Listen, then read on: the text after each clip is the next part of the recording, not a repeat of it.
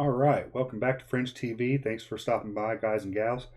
Just wanted to do a quick tutorial and start doing tutorial vids, showing like graphic design and stuff like that. So I don't know if you're familiar with Inkscape. It's a free program online. Just go to inkscape.org, I think, and download whatever version you want, Linux, Mac, or Windows. And it's completely free. It's a graphic design program. It uses vector graphics, so you can scale them and you can enlarge them to your liking, and it won't distort the image too much or at all in some cases. And without further ado, we're going to go ahead and get right into it. I'm going to pull up Inkscape. This is what you'll be seeing right when you get started, right? Every time. I'm sure there is a way that you can set it up to be specific, but what I usually do is just start out like this. I go down to document properties over here in file, because what I want to do is I want to switch this over to landscape. Right here you got portrait and landscape, and what that's going to do is it's pretty self-explanatory. It's, vertical, horizontal. And while I'm here, I usually change the background color, because right now I have an alpha see-through background. And I don't want that. What I want is for it to have some background. So I'm going to knock the alpha all the way up to 255. And I want this to be, let's just go ahead and make it like a light blue color, just so we have something to work with that makes it easier to see. All right, yes. And then we got to zoom in. I'm going to zoom in here. And now here's where the fun part begins. Here's your tools over here on this side, right? So what I want to do is I'm going to show you some drop shadow effects today. And this is the easiest way that I know how to make them. And it can be done for anything, folks. I mean, what I'm going to do is use some of these new fonts that I just installed. And that way I can, kind of show you how to do it with text, and then I'll show you how to do it with an object as well. So what I want to do is, let's just put new tutorial here. Make it simple. After all, this is my first attempt at a tutorial. Now that we have our text that we want, I'm just going to go back here to the select tool to select and transform objects. Now this is very important. If I were to go ahead and stretch this out, I can stretch it out this way, right? Let's see how it's stretching it just side to side. I could also go vertical and make it taller, right? And I can go this way, but then I have no control over it. What you want to do, I'm going to go ahead and Control Z to undo that. What I want to do is I'm going to have control over it and make it enlarge evenly. So hold Control down and then press this diagonal. Then as you're moving it out, it comes out even, nice and even. Pretty cool, huh? From that point, you want to make sure that's selected again. And then whenever you see these arrows, also, by the way, hold Control and you can manipulate it. You can rotate it around that way. But what I want to do is, now that that's selected, I want to duplicate it. So hold Control and D. Hit D. Now I have two of these, right? What I'm going to do to this one, this original one, is very important. Always make sure that whatever you're wanting to manipulate and work with has, you use the selector tool over here, and you'll tell that you selected it by having this little dotted line around it. That means that it's going to be displayed over here in the properties. You know what I mean? So if I wanted to use, a stroke and make this let's say I'm gonna blur this, okay? 3. See how it blurred it? Now I want to come down to this one, click it. Now I'm working with a whole new set of properties over here. See how the blur went back to 0? And so what I want to do is I want to pick a radical, or a softer color, just something that pops out more against this blue background. I know this is probably not the best color scheme on earth, guys, but I wanted something that I want to do something that actually kind of stands out against that black. Now here's why I wanted to show you this, because when I move this back up, now I have it over there and I can manipulate it any way I want. And here's a cool trick. When I have it selected, I don't have to necessarily use my mouse.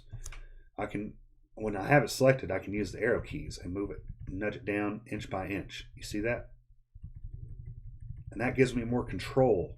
It's moving pixel by pixel, guys, or millimeter by millimeter technically, the way I have it set up here. But you can set it up to where you move it pixel by pixel. And you see how that gives you more of a controlled approach to it. And so you can really manipulate it and make it look as if it's popping off the screen at you. And not only that, but now that I have this one selected, this top layer, this is, I'm working with 2 layers here. I can move that down to the bottom, you see, and I brought that blurred layer up. So I don't want to do that. I want to bring that back up to the top. These are going to be some of your best friends as well as the select tool. The text tool is very handy, but I have this layer selected, and this is very important because you can come down here. Oh, you can't see it on there. But down here, there's a fill and stroke, right? The fill is basically what you have on the inside. The stroke is going to be like the outline. And see that? As soon as I hit stroke, it added kind of like a border to that text. You see that? So what I'm going to do now is I'm going to go ahead, and that seems a little bit too thick for the stroke, right? So you go over here to stroke style. This is stroke paint, and I can change the color of the stroke any color I want. So if I wanted to change it red, I can change it red. You know what I mean? Let's go ahead and change it to a darker red. Cool, huh? Right? So now that I have my stroke, picked out, what I'm going to do is I'm going to go ahead and nudge this little by little. I mean, you can put it in, you can type in what, how thick you want the stroke, how thick you want that border of the text, or you can just kind of use these arrows and guess it the way you want. That looks pretty good. I think it's a little bit too thick, so I'm going to go ahead and knock it down back to, let's go 1. I like that one. And that's pretty much it. I mean, you can just mess around with it any way you like to do it. And also, don't forget, you can also make this blur as thick as you want, or as not as blurred as you want. Sometimes that's all you need, you know what I mean, right there. And in order to make a pretty cool, standout effect.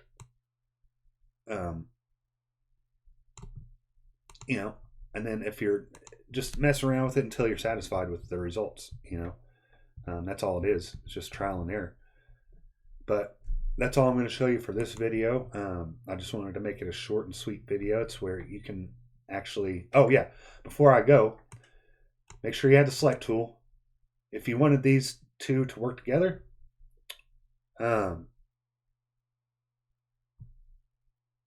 like basically just highlight them, and I'm going to go ahead and zoom in. And you see how there's 2 lines that's showing that I have 2 different elements. That's to me is what it's telling me, is that I have the bottom layer and the top layer selected at the same time. This is very important because this will help you out a lot. I can group those together. So now whenever I move them, I'm moving both of them, and I don't have to reposition those layers together anymore. I can just move them around anywhere I want. Not only that, but now I can do the control thing and rotate them. You know what I mean? And so just keep that in mind, guys. And then if I wanted to undo that, just ungroup them again. Now I'm working with, now you have to kind of click out and then click that, and you separated the layers again. So that is a very, very, very helpful trick for you to learn. Also, before I forget, let's say I'm just making a banner and I wanted to align them properly. You go to align and distribute. What I want to do here is select this one, but then hold shift down and then select this one too. So now I got them both selected. So now I'm working with both of these elements. What I want to do now is align to center on the vertical axis and align to the horizontal axis. See how I did that? But in this case, what I want to do is do that one at a time. So what I want to do is click one, align center, align vertical. Click the other one, align center, align vertical. Now grab this top one and do the same thing. Boom. Now you have a basic understanding of how Inkscape works with the text. Just work with it. Also, I'm going to show you another thing. I believe this also works for different shapes, right?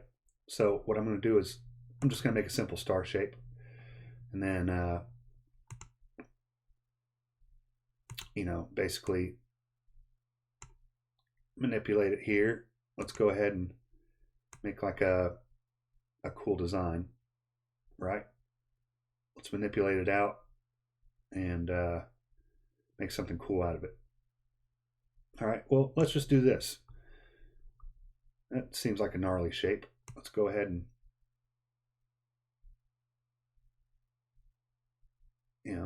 just mess around with it like that. All right. But that's the node tool. I'll go in and explain that in another tutorial. But it kind of gives you control of what you want to mess with. The point is, you can do this to objects too. And what I'm going to do is go ahead and put this over here. I'm going to go ahead and duplicate it. I'm going to take this one over here and make it a black color. Boom, black. And then I'm also change the stroke to black, so it's just blacked out, right? And then I can do the same thing. 1, 2, 3 on the stroke fill. Now I can move this down.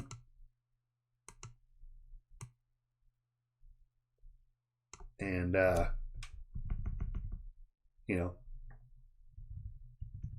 add shadowing to whatever kind of object that I want. And see, and that's like a drop shadow effect that you can create. And also, one more thing, I'm just going to go ahead and make this a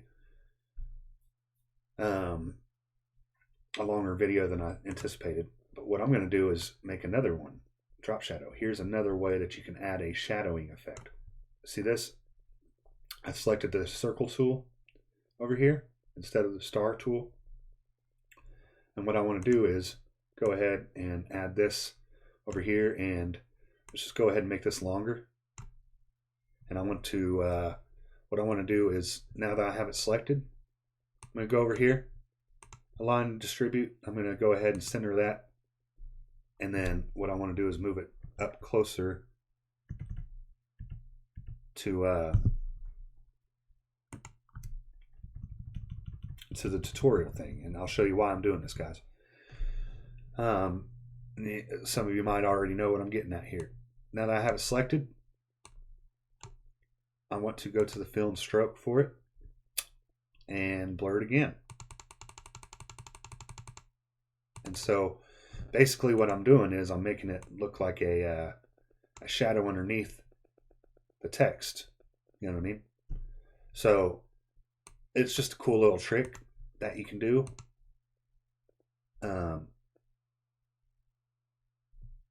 And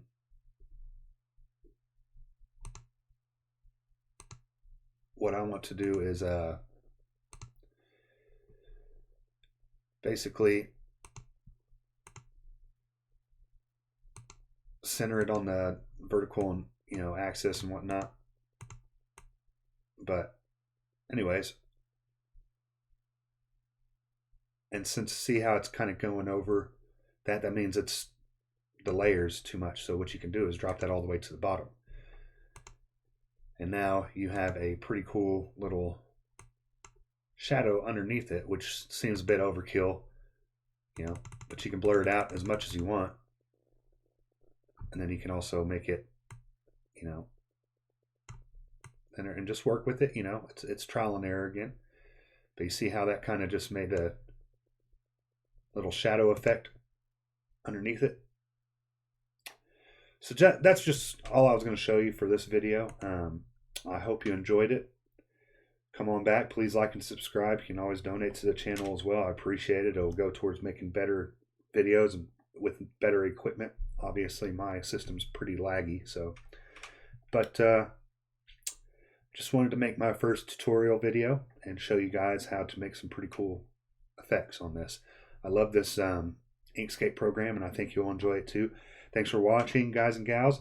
Love everybody, and this is Derek Bauer signing out, FringeTV. Have a nice day.